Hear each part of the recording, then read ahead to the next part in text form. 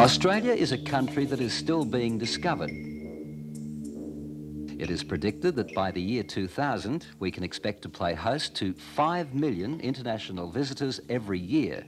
And Australians themselves are discovering their own country to be a fascinating holiday destination with excellent facilities. So it's not surprising that many people in Australia are turning towards tourism as an area of business opportunity. But how do you go about it? And what are the traps for new players? The aim of this training package is to help people about to enter this business of tourism make informed decisions and take full advantage of the opportunities. In this program, we gather advice from people who, for a variety of reasons, are considered to be successful tourism operators. People who don't mind sharing advice with those of you who are thinking about getting into tourism.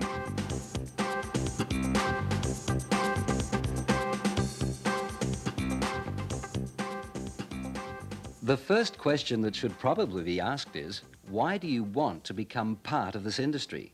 The idea of being involved with the kind of things that people do on their holidays is certainly attractive, but what's it like on the other side of the booking office or the food bar? And if you're going to be an owner-operator, are you the kind of person that can handle stress, long hours, and dealing with the public? We were told very early in the piece, when we first got into host farming, that 2% of the public you just can't please. And that's pretty true, I think. Then you add on to it that you're often in a situation in hospitality where you're working 7 days a week and you're working extremely long hours, so you have a stress factor just from the physical nature of the work. It's so important that you give the service that the people are expecting, and when things go wrong, you have to appear like the duck serenely paddling across the dam, and nobody's to see the little legs working like mad under the water. Why do it? For ex-solicitor Andrew Burns in Cairns, setting up his Australian Outback Travel Company was a sensible business decision calculated to make him money. Well, I had a long, hard look at the areas that I wanted to move into, and as a solicitor working in the corporate law, I went along and spoke to merchant bankers, and I spoke to stockbroking firms and a number of other organisations, but ultimately I decided that I wanted to work for myself and set up my own business. And I thought there were three big opportunities in Australia, not so much for the short term, but for the long term, for the next 15 or 20 years. One of them was tourism, the other was the mining industry, and the third was the rural industry. To find out about the tourist industry, I got a lot of tourist brochures, travel brochures from travel agencies. That's the product that's being sold. That's the product that people are buying, and the travel agencies are the major distribution network for that product. Having ascertained the types of products that there were in the marketplace, I then went about speaking to a number of people in the industry who were prominent in the industry, and they were very, very helpful. I went to Sydney on a number of occasions and spoke to some associations and organisations, and I also spoke to some of the people in the industry at Ansett and Australian Airlines and Qantas and so on and so forth, and bounced some ideas that I had off them. After 5 years in business, which included a battle to survive the disastrous airline dispute of 1989, Andrew now operates a profitable touring company which is combined with a retail and wholesale travel agency. Another reason you might have for wanting to start your own tourism business is for the lifestyle. For Marika Brugman and Sarah Stegley, their world-renowned gourmet retreat and cooking school provides the way in which they can live a lifestyle they enjoy. Well, our first goal is to actually work out a strategy so that we can go on living here for a long, long time. So what the business really enables us to be in a location that we care tremendously about, and was designed, I suppose, to allow us to have an effective, viable rural lifestyle, but to provide services which, when we first started, had never been thought of before. A risk that Marika and Sarah had to face was the possibility that their successful business could consume too much of their time and defeat their lifestyle goals. That's one of the reasons we don't operate 7 days a week, 52 weeks of the year. We actually have scheduled a bit of a pattern into how we run the business so that we can keep ourselves in good shape. And by making sure that we're always in good shape, we're able to always offer the highest standards of enthusiasm, if you like. So without the enthusiasm, In summary, identify your goals and your motivation for wanting to get into tourism. Consider your personal strengths and weaknesses, and in particular, think about whether you are the kind of person who likes providing service to people.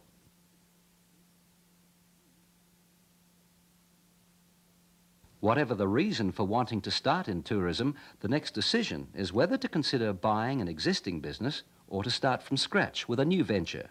Yvonne and John Smith formed a partnership with another couple and purchased an existing hotel business in Port Douglas. In taking over this business, we had good financial records to work on, so we knew what our cash flow position would be. We knew also the seasonal aspects of running this business that we could take into account. So they were all advantages for us. We could easily see that how we could operate the business. We could cost out all the factors, the known factors of staffing and fixed costs, your electricity rates, whatever, and just do your sums, your homework, to see if that was going to match up with the obvious cash flow that existed. The negative side of the business that we purchased was that it had a limited clientele in a town that there was no reason for it to be so limited. So we knew that coming into the business and being competent managers would overcome 90% of it, and having the right personality to deal with our clients we would hope solve the other 10%, and in fact that's what happened. The other option is to start your own business from scratch. There is no outlay for goodwill, and you can slowly build your business from a smaller base. But in setting up a new business, you need to be careful to fully investigate the particular permits and licenses that you might require. Farm hosts Doreen and Bruce Orchard discovered, to their cost, the delays and frustrations that can be associated with obtaining special passenger vehicle licenses in some states. It's very frustrating to have to go through all the rigmarole we've had to go through just to get the initial licence. It took us about 18 months, and now that we've replaced the vehicle, we're having to go through the whole thing again. We've got to go back to a tribunal in Bendigo and argue again why we shouldn't replace the vehicle with a 10-year newer vehicle. We've got objections from the... Or there are the possible problems of local government land zoning decisions. Before buying the Port Douglas Hotel, Yvonne and John Smith had tried to start a restaurant in the hills outside Melbourne. Well, on reflection, my first word of advice would be never take on a property that hasn't got the appropriate zonings. We, in fact, took the risks, and it was a calculated risk. We knew the risks that were involved, but the end product, the end result is that if you haven't got zonings that are correct and pertinent to the business you want to operate, you must be prepared for a long and costly battle with every government department and local government. If you're in any sort of sensitive area, whether it be environmental or what other issues can raise. And I mean, let's face it, nearly every property that wouldn't be zoned appropriate, you can bet that someone hiding in the woodwork will find a reason to object to it. But there are also advantages in starting a new business. The capital required might not be as great, and if you can come up with a concept that is new and innovative, there's the possibility of some free media publicity. This was the case with Rod Dovey, whose horse-drawn caravan business, the Colonial Way, was the first of its kind in Australia. That's one of the advantages of having a unique idea. In our case, literally the media went mad on us. We were on many TV programs. Every newspaper, magazine wanted to get copy from us and photographs, and that gave us a great start. That really got us off to a good start. And it wasn't until about 1981-82 that started to peter out. In other words, it held good for a good 4 to 5 years. But even given this valuable publicity, it still took a number of years for Rod's business to show a return, and this was in spite of considerable business experience. For 3.5 years, we pumped money in to establish the business. And I think that's fairly general in any new endeavour, any new business you're trying to set up. You cannot imagine that you're going to get a profit from day one. You've got to do a cash flow, you've got to work out a profit and loss statement, at least for the first 3 years, and have a budget. And if you don't obtain your figures, you've got to then, that becomes a problem, you've got to go and solve it and find out why. Some businesses have started with a lot less, but the going can be very tough. Andrew Dwyer managed to start his outback travel business with almost no capital, but he doesn't advise this as an ulcer-free way into successful tourism. We started with $400. In hindsight, again, I wouldn't have attempted to start the business. I think it cost us 2 or 3 years for the fact that we were horrendously undercapitalised. I mean, everyone in business is undercapitalised to an extent, but $400 is taking it a bit far. We printed a little brochure on a black and white, almost a photocopy Roneo type setup, and put it around travel agents. But we managed to survive that period, and once we had a suitable cash flow, we found that it was a lot easier to develop the business. And so I think if anyone was even considering going into a tourism business as a tour operator or any tourism business, I would suggest one of the most important things to do is do a budgeted cash flow projection and make sure you've got some money. Without it, it's next to impossible. So an existing business might cost more to purchase, but you have the advantage of an established clientele, which means an immediate cash flow, and the existing business record should provide you with a good basis for your own business plan. On the other hand, starting a new business might involve less capital, give you more flexibility in the choice of business image and location, plus give you more publicity opportunities if it involves an innovative idea. However, you will need to be careful about licenses and land zoning requirements, and it will probably take at least a couple of years for the operation to become profitable and show a financial return.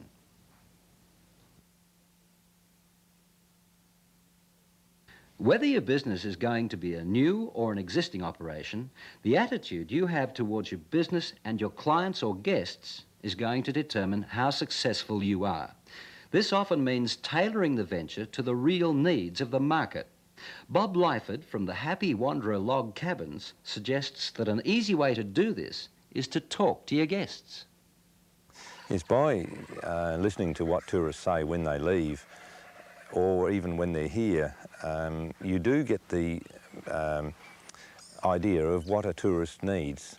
They basically all wanted swimming pools in the summertime, and then some sort of sporting facilities generally in the winter time and other times. And if you're away from a major town, as we are, we're 40 k's from Horsham and 35 k's from another tourist town, Halls Gap, we then found that we had to provide a kiosk with basic supplies because we were aiming at the family market who wanted to do their own cooking. We then put in full-size gas stoves and fridges, full cooking facilities, which meant that they needed goods to cook with locally without travelling long distances to pick up this food. It also meant that if they came for one night and you had the food that they could cook, they would then stay longer time. And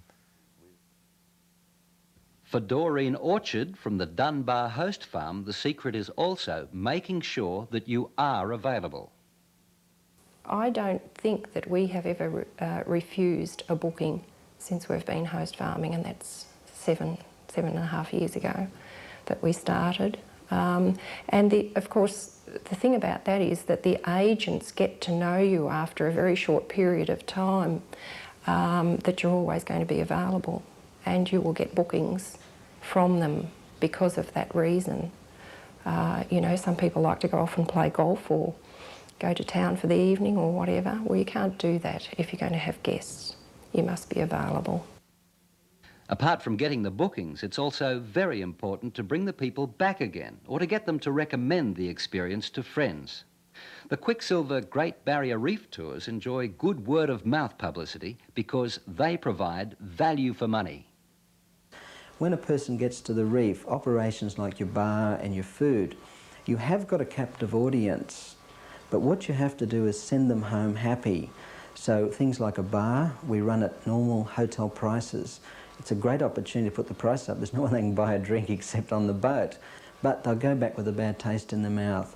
So you'll find the drinks on the boat are the same price at any hotel of any type or pub, for want of a better expression, in Port Douglas. Souvenirs, all those items are sold at quite reasonable prices. So people, when they go away at the end of the day, say, that was great value for money. For John Murphy of Koala Golf, having a well-trained and professional staff is a key element to success. This can mean being ready for all sorts of unexpected problems, especially when dealing with overseas tourists. Yeah, we allow for things to go wrong.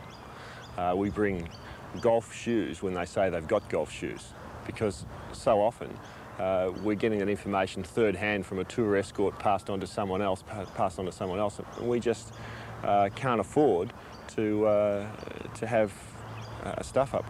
We have to have extra clubs, and we have to often allow for a left-hander, even though they all say they're right-handers, because the pro shop hasn't got that stuff here for us. So it's just a matter of, that can make the difference between the tour being an abject failure and it being successful. So we have to allow for contingencies. You can't be on time to pick the people up. You've got to be early, because if you're on time, particularly Japanese people think you're late. So if we order a coach and it's on time, we're freaking out. I'm ringing their owner saying, where is this coach? That's the industry. The advice about tourism products included: find out what your market wants, be available to both guests and agents selling your product, give value for money so that you can bring your customers back, and make sure that you have a professional attitude to your business by ensuring that you and your staff are prepared for all eventualities.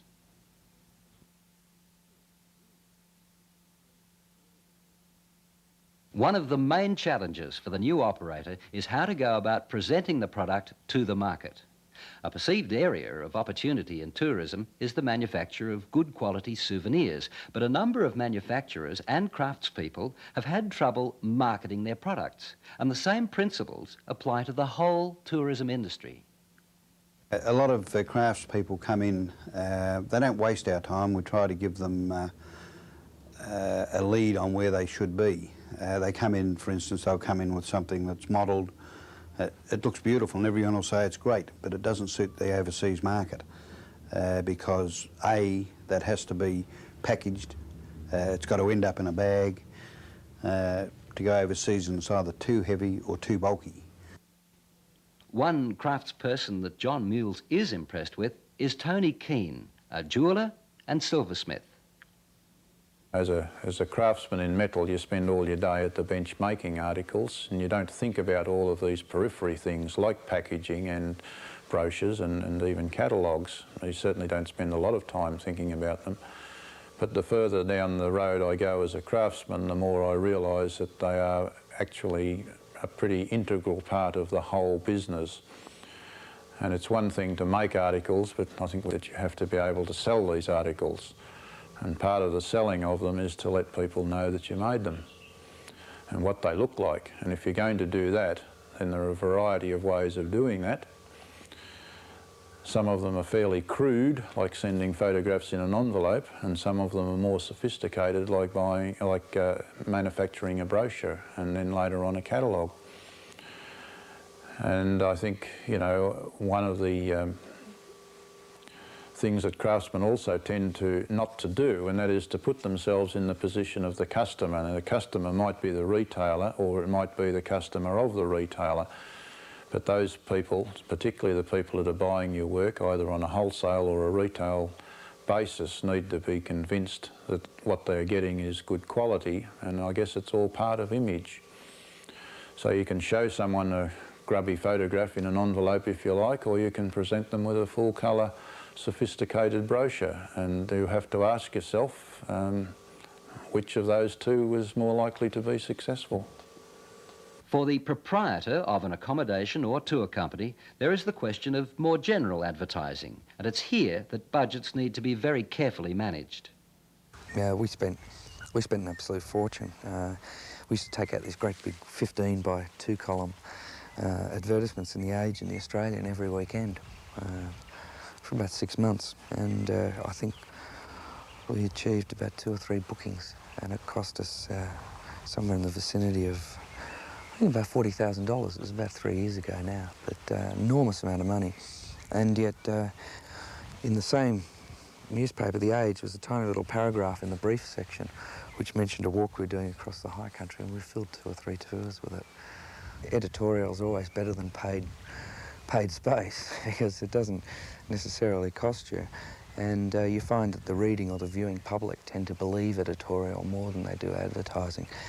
How do you get it? Well, you have to be objective about what the media are looking for. The media's like any other business, and they need to sell papers, and so therefore they'll be looking for stories.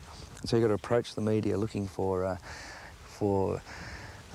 what is the media going to write about you? What makes you different? What makes you a story? And so instead of sending them out mundane press releases, you really have to think about it. It's the same as marketing. You know, you have to target the media and work on them and work out which magazine's for you, which readership, and then how you're going to get the journalist to believe in what you're doing and come out and do a story on you. Another regular recipient of unpaid advertising has been the Colonial Tramcar restaurant in Melbourne. Craig Opie and his partner took over the tramcar as a failing business, and apart from sound business management, the success of this operation has been due to prominent exposure obtained by taking advantage of all kinds of situations, including a prolonged tram strike. With the strike, it's a funny one because we didn't work for 35 days, but all of our fixed costs continued unabated. Now, a lot of people could probably sit back and say, oh my goodness, and tear their hair out or do whatever. We tried to make the most of our opportunities, and I guess we had an angle there. Here's a small private enterprise business that's really doing it tough. They're not working at all, yet they've signed up various contracts to have tourists on their restaurant. So we tried to turn it around and make it work for our advantage. So I guess it was just making the most of that available opportunity. Just like if it was a birthday celebration when we turn 10 years of age, you know, we'll have a big banner that the tram will probably run through. Or you've got to be thinking all the time, and you've got to think laterally, and you've got to be able to come up with marketing ideas and marketing initiatives which will give you a leg in the door somewhere. Another aspect of letting people know that you are around is legwork. Wimpy Reichold and his wife Maureen operate the Little Desert Lodge in Victoria. This business has taken 15 years to grow, with initial finance from a group of local shareholders. To the guests, the operation with accommodation and tours featuring Wimpy's upfront personal style seems to operate with minimal fuss, but there's a lot of hard work going into various aspects of the business, and that includes promotion. It isn't easy. I mean, it's one of these things that if you're going to promote your business, you can get off your backside and do it. This is what a lot of people think. It's just going to, by sitting there, the phone will ring and people will come in and book just like that. That's not on. Since we've started in 15 and a half years, I spend many, I wouldn't know exactly, but many days a week promoting now from from Adelaide right around through to Sydney. And I'll either fly up there or else we'll go up in a car and we'll promote with Victour there in Melbourne, Geelong. And I go around to the schools regularly. In the last 2 months, I've started from Beachport. Be professional about the packaging and promotion of your product, whether it is a souvenir or a boat cruise, and carefully consider the requirements of agents or distributors who are selling your product. Spend carefully on advertising by accurately targeting your advertising media and audience. Take advantage of free media publicity by giving journalists a good story. Make use of all promotional opportunities and get out and sell.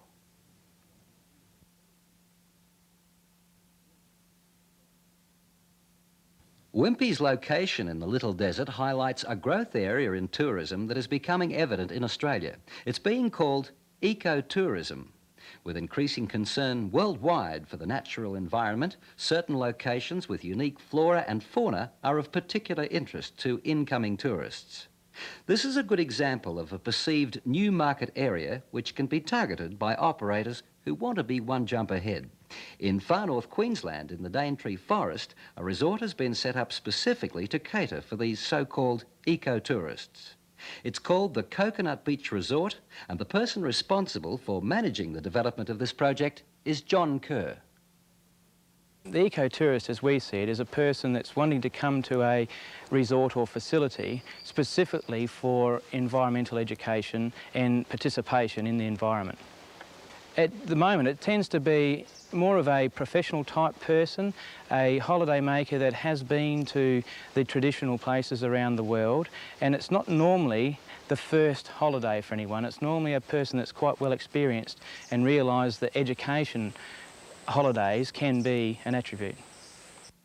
Two particular problems that John has had to address, which apply to many operations in various parts of Australia, have been the seasonal nature of tourism in this part of the country and the difficulties of operating in a remote location. The problems in remote area operation is immense, actually. There are so many different types of areas and cost operational areas that we need to look at specific to remote locations, such as larger staff numbers, because we can't employ casual staff as easy. We often can't attract high quality staff for long lengths of time as well. Then you have the operational problems of providing our own services such as power and water and sewerage. They're all operational costs that must be added to the bottom line. Seasonality is also a problem in the Daintree area, or in a lot of remote locations especially. The seasonality, you must look at a long-term plan of an annual occupancy rate. It is all right to be full or high occupancy for 5 months of the year, but the 7 months that it is quieter must be added to the total operational cost for the year. So that also plays a very important role. Ways you can address seasonality is to organise specific group markets. Change your marketing plan throughout the year to match seasonality. If you can attract special interest groups that aren't bothered with the rainy periods, for instance, or take an example of school groups that can only come in school holidays. They're not specifically needing the sun and surf for this environment. They may be wanting the rainforest. Try to promote groups to come for specific bird watching exercises that only appear in the wet season. So it strongly orientates around your marketing expertise. Advice from this section included: find out what the emerging tourism trends are. They could be good areas of opportunity for you. If you're thinking about operating in a remote location, consider the availability of staff, access to management and staff training, and the increased cost of services like power, water and sewerage. And in regards to the seasonal nature of tourism, budget for the whole year and encourage off-season business by things like offering discounts, varying the product that you offer, and arranging packages for different markets or special interest groups.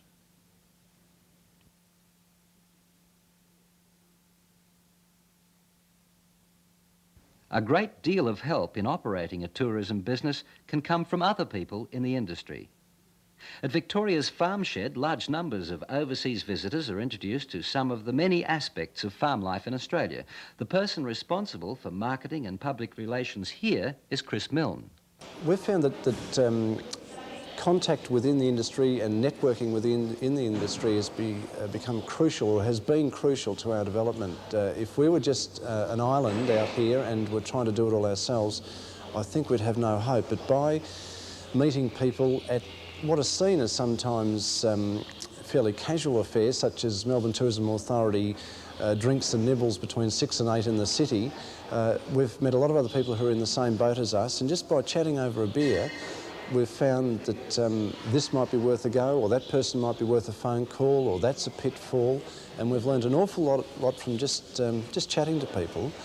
And plus, we've found too that we get cross recommendations, that we find ourselves all of the time pushing Billy, that if a tour is coming to the farm shed on the way to the Penguins, we'll every time say, well, what are you doing in the morning? If they say, well, not much, maybe city sites or sleep in, we'll say, well, why not do Puffing Billy? And in return, Puffing Billy will push us if they have a booking for their morning train. And the Penguins will push...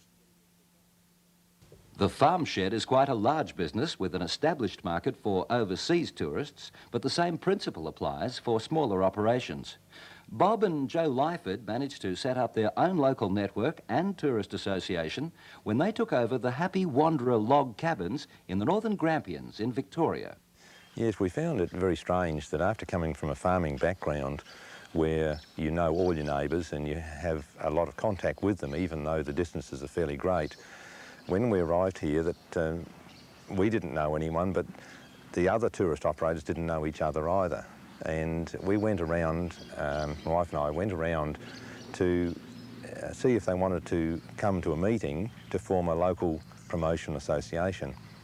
They were all very cooperative. A fortnight later we had a meeting here and we formed a local tourist promotion committee, which over the last 8 years has grown in strength, and we've kept it low key. It is purely promotion and has worked very well. We now all know each other. We know what the product is in the area, and when we're full we can then recommend another place that would suit the people that we can't take.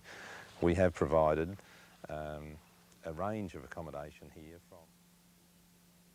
In regards to networking, communicate with other people in the industry. Join appropriate groups and associations, and cooperate with other operators in your area. It's in your best interests.